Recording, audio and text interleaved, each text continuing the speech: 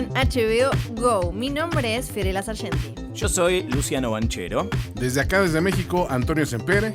Y desde acá, desde México también, Mareo Flores. Es impresionante, yo no puedo creer el poder de la tecnología que hoy conecta por primera vez a los hosts de los podcasts de HBO en México y a nosotros que estamos en Argentina. ¿Cómo andan? Yo estoy muy contento de poder platicar con ustedes porque, bueno, ya sabemos que estamos todos juntos ahorita más que nunca como humanidad y esta vez con la tecnología, como tú dices, vamos a estar más juntos que nunca para platicar precisamente de lo que nos apasiona, las series de HBO. Exactamente, estamos separados pero más juntos que nunca y nosotros vamos a hacer algunas recomendaciones, pero también, obvio, invitamos a la audiencia que comparta sus propias recomendaciones, sus series favoritas con el hashtag En Casa con HBO Go. Así sumamos una lista enorme de recomendaciones. Mientras más seamos, creo que más conoceremos. Y si les parece, amigos, pues ya que nos cedieron la batuta amablemente desde Argentina, podemos comenzar con lo que nos compete, ¿no? Que es decir, ¿qué series de HBO Go puede encontrar las personas en su casa a través de la aplicación? Y se pueden deleitar con contenido horas y horas y horas y sobre todo contenido de calidad. La que yo voy a recomendar para arrancar desde Argentina es una que creo que también tiene que llegar a más gente. Son 3 temporadas, unos 28 episodios. Se llama The Leftovers. Una serie que tiene detrás a Damon Lindelof, que viene de darnos el año pasado una temporada espectacular, increíble, que nos dejó pensando de Watchmen. Bueno, en 2014 a 2017, él estuvo haciendo esta adaptación en un principio de una novela sobre una realidad en la que poco tiempo atrás desapareció una cantidad enorme, el 2% de la población mundial, de golpe un 14 de octubre, 140 millones de personas desaparecen del mundo, la ciencia, la religión, la fe, nadie puede explicar qué es lo que pasó y eso obviamente dispara muchísimas cosas y muchas muy oscuras relacionadas con el dolor, con la ausencia, con el duelo y otras que después la serie va explorando un poco más, que no solo son muy filosóficas, sino también que rozan la comedia y lo surrealista. Es una serie, bueno, Lindelof quizás en algunos otros trabajos, no es el caso de Watchmen y de Leftovers, cuando recién empezamos a conocerlo a él como cerebrito, como guionista, algunos le decían como, che, abrís, como decimos acá en Argentina, che, abrís, dejás muchas preguntas y no nos respondés demasiado. En The Leftovers creo que es su trabajo más exquisito, es una serie que no tiene miedo a enfrentar estos temas que pueden ser tan dolorosos y tan profundos como la desaparición física inexplicable, como es muchas veces de un ser querido, pero también la cantidad de formas en las que la humanidad empieza a buscar respuestas. Ya para la segunda temporada, la serie se fue mudando incluso de lugar hasta llegar a Australia, saliendo de un pueblito de los Estados Unidos. Empieza cada vez a ser más ambiciosa y a la vez, de alguna manera muy extraña, a tener cada vez más sentido. Yo sé que la primera temporada a algunos les cuesta y dice como, no sé, es medio demasiado sombría. Quédense porque la primera temporada es buena, pero de ahí solo mejora y el final es excepcional. Lo tienen a un Justin Theroux además como protagonista, haciendo de un policía de un pueblo que al principio solo trata más o menos de mantener a su familia en una cierta normalidad y después termina convertido de alguna manera en alguien bastante más importante. Y además hay cositas como, bueno, actuaciones increíbles por todos lados. La tenemos a Carrie Coon, también tenemos a Ann Dowd, tenemos un elencazo total y también vemos cómo en una situación así muchas veces la religión organizada tradicional puede caer y empiezan a surgir un montón de cosas. Entre esas aparece un grupo de nihilistas que la tienen a Liv Tyler como su líder más radical. Esa es una de las partes más interesantes de la serie también. Abracen The Leftovers, por favor, que no se van a arrepentir. Me parece buenísima esa recomendación, Fiorella. Definitivamente The Leftovers es una de las listas que tenemos que meterle el diente definitivamente tenemos que echarle el ojo durante este mantenernos en casa que tenemos que hacer ahorita en todo el mundo. Hablando de todo el mundo, yo me voy a ir al pasado en más de un sentido, porque voy a hablar de una serie que primero que nada está ubicado en el año 1 de nuestra época y también salió hace 15 años. Estoy hablando de Roma, que fue con la que yo personalmente me enamoré de los contenidos de HBO en un momento en donde ni siquiera yo todavía tenía HBO, porque esto incluso salió en DVD y salió en todo tipo de material multimedia. Yo la conseguí y de verdad la recomiendo muchísimo. La he vuelto a ver en este encierro que tenemos que tener todos, que puede ser algo muy positivo, porque podemos ver Roma otra vez. Si ya lo vieron, volver a ella, y si no la han visto, déjenme, se las intento vender. Porque este es un drama televisivo hecho por ingleses, americanos e italianos, situado, como se pueden imaginar, pues en el inicio, en el auge de la antigua Roma. Más particularmente muestra el auge de Julio César, ¿no? Justamente ¿por qué el César se llama César? ¿Por qué los César que siguieron después de él se llamaron César, ¿no? Porque él se llamaba Julio César, le dedicamos un mes, disculpen, pero ¿por qué fue tan grande él que pudo hacer todo esto, ¿no? Hay muchísimas cosas que nos van a sorprender, no nada más si te gusta la historia como a mí, sino como televidente. Hay una cantidad impresionante de datos que puedes conocer, ¿no? Y lo que me gusta mucho de la cultura de la antigua Roma es que muestra a los romanos como hombres y mujeres vivos, no como piezas de museo. Vemos, por ejemplo, que en lugar de los monumentos todos llenos de mármol blanco, pulidos, que estamos acostumbrados a pensar en la antigua Roma como eso, estaba lleno de vida, de graffiti, de mugre, de suciedad, de pecados, de traición, de obviamente lujuria carnal, porque tenían mucha lujuria carnal. Aguas, no lo vayan a ver con niños presentes, por favor, porque no es muy para niños. Esta historia en particular sigue la historia de dos soldados llamados Lucius Vorenus y Titus Pulo, que son, a través de ellos vemos la historia del pueblo romano en diferentes facetas, ¿no? Por ejemplo, Lucius Vorenus es mucho más devoto de los dioses y todo lo que tenían que hacer para rezarle a los diferentes dioses. Bueno, nosotros nos podemos quejar de lo que tenemos que hacer en Semana Santa en cuestiones de religión. No se compara nada a lo que tenían que hacer los antiguos romanos. Titus Pulo, por otro lado, es mucho más venéreo, es mucho más sexual. Y van a ver cuántas de las tradiciones de la antigua Roma están presentes hoy en día. Definitivamente les recomiendo mucho Rome, que no ha envejecido ni un solo día desde que salió.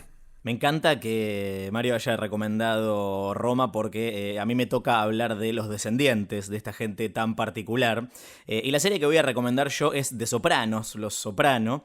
Es muy fácil caer en la tentación de ver la serie del momento.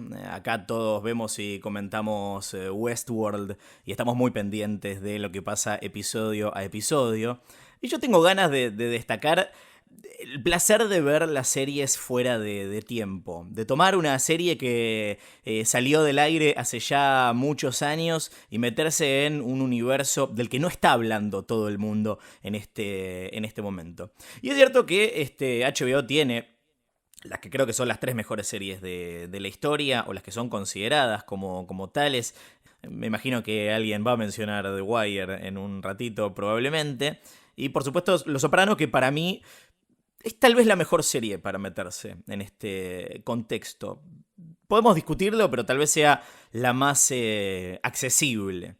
La historia y los personajes de Los Soprano, por lo menos de oído, seguramente los conocen, pero algunos seguramente se habrán quedado con el prejuicio de que es simplemente una serie de la mafia y no termina de entender por qué tanto revuelo. Pero la verdad es que es algo mucho más grande. Es una serie sobre el ser, sobre el cambiar, sobre todo es sobre el no cambiar. Es una serie sobre la humanidad en un contexto muy específico de la historia. Creo que en ese sentido tiene grandes paralelos con Roma o incluso con Deadwood.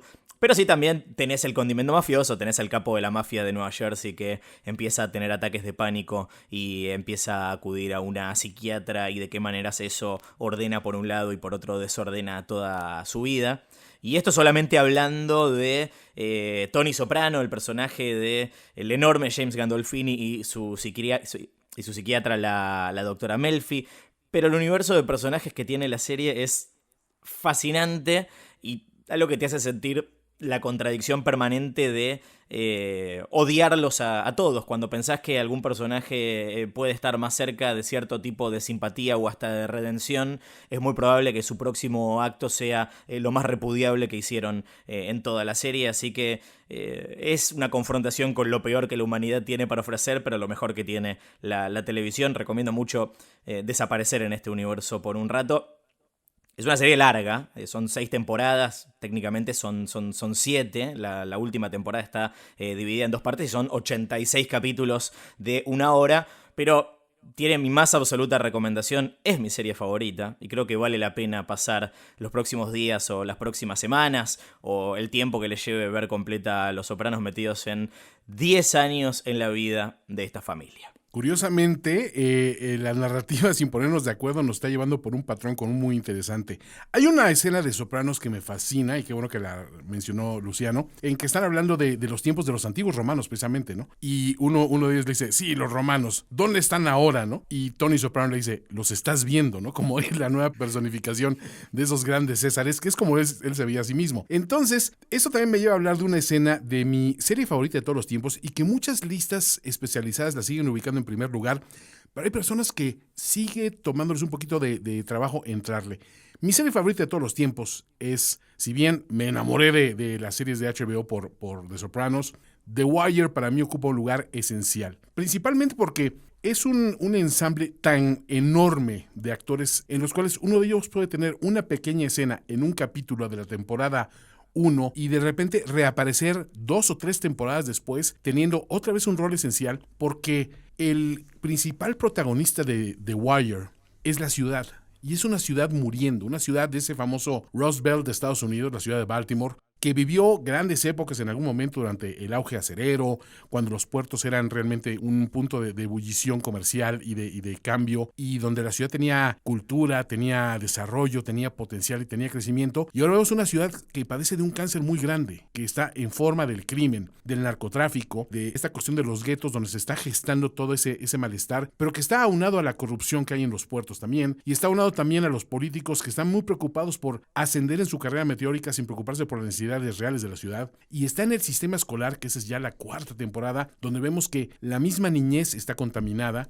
Y por último, esta serie de 5 temporadas cierra magistralmente con los medios como ese testigo que debería estar notificando a la sociedad de lo grave que está viviendo, y se detienen en historias tontas o en reportar el aspecto dickensiano de la pobreza, como lo menciona pomposamente uno de sus protagonistas, en lugar de atacar el problema de raíz y decir, somos parte de esta complicación todos. Más allá de hablar de las excelentes actuaciones y de la labor que hizo David Simon para retratarnos ese Baltimore enfermo, me quedo con escenas tan simples como decir, el procedimiento policial no es un trabajo de que nos trepamos 2 tipos en un auto deportivo y corremos por las calles echando bala. Es una serie policíaca donde prácticamente no hay balazos y prácticamente no hay muertos en confrontaciones. Todo es una complicada partida de ajedrez, y por eso recuerdo, hablando de juegos de poder, de romanos y de mafiosos, recuerdo también cuando uno de los vendedores de droga del gueto le está explicando a sus soldados cómo funciona el juego del ajedrez, y hablando precisamente, haciendo analogías de la distribución de las drogas y de quiénes son los capos y quiénes son los dueños quizá de este tráfico a través de las piezas, ¿no? Y dice, el rey no le responde a nadie, ¿no? Entonces, cuando tienes una serie que puede complicar esas analogías y ponerlas de una manera simple para todo mundo, me tiene más que atrapado. Éntrenle por favor a The Wire, no se van a arrepentir, ténganle la paciencia, porque es más que una serie, es prácticamente literatura. Así como a veces hablamos de que Chernobyl es lo que debería ser la televisión cultural, bueno, así debería ser también, creo que la literatura llevada a una serie de televisión como fue The Wire. Creo que con esta hermosa comunión argentino-mexicana podemos cerrar primero de ojalá muchos especiales de En Casa con HBO Go, en el que invitamos a la audiencia no solamente a que descubra o redescubra lo mejor que tiene el catálogo on demand de HBO Go para que disfruten, sino también invitarlos a que compartan sus recomendaciones recomendaciones, ¿no? Así es, estimado Luciano, y sobre todo a que se sumen a todos los chistes que podemos hacer con todo esto, porque, por ejemplo, yo les quiero proponer un drinking game, que puede ser té, también pueden beber té, cada que en Rome aparezca un protagonista de Game of Thrones o de Chernobyl, porque van a haber muchísimos actores, por ejemplo, así de, hey, ¿qué estás ahí? ¿Qué estás haciendo ahí, Mance Rayder? ¿No? Por ejemplo. ¿Qué te parece, Fiorella? Claro, sí, me parece espectacular. Podemos empezar a meter challenge con las series. Bueno, en The Wire tenés para jugar con un montón de actores que después la recontra rompieron y están en 10.000 millones de blockbusters que también pueden encontrar en HBO. Sí, te digo, en Rome puedes ver a Mance Rayder como, bueno, Ciarán Hinds, que es Mance Rayder, platicando con el señor Tully. ¿Cómo se llamaba? Con Edmure Tully. Pues, con Edmure Tully. Muy casual. Exactamente, muy casual. Y es como de, a ver, pero no, ustedes viven en regiones diferentes de Westeros. Por favor, váyanse a sus casas. Es muy complicado, pero es una de tantas cosas que podemos compartir, como tú dices, Luciano, con el hashtag En Casa con HBO Go. Pero lo más genial de todo creo que ha sido poder compartir micrófonos con nuestros amigos, colegas admirados desde el otro lado de este continente americano hasta allá, hasta Argentina. Ha sido un placer, Luciano y Fiorella, definitivamente. Esperamos que se repita pronto, ¿no? Ojalá, amigos. Sí, estuvo hermoso, chicos, como decimos acá, espejito, cuando alguien te dice algo lindo y vos se lo querés decir de vuelta, espejito, fue un honor, fue un placer para nosotros, estuvo súper divertido. Aquí decimos botellita de Jerez, todo lo que me digas será al revés. Muchas gracias, muchachos. ¿Qué les pareció la frase? Me encantó. Encanta, anotadísima. La anoto y la voy a decir en caso de que haya próximo episodio. Nos despedimos hasta entonces. No olviden escuchar los podcasts que ya pueden encontrar sobre todas las series de HBO, sobre Westworld, sobre Watchmen. Encuentran también His Dark Materials, Euphoria, La Cosa del Pantano. Encuentran sobre Katie King. Y bueno, y muy pronto un montón más de HBO. Y no se olviden, quédense en casa con HBO Go.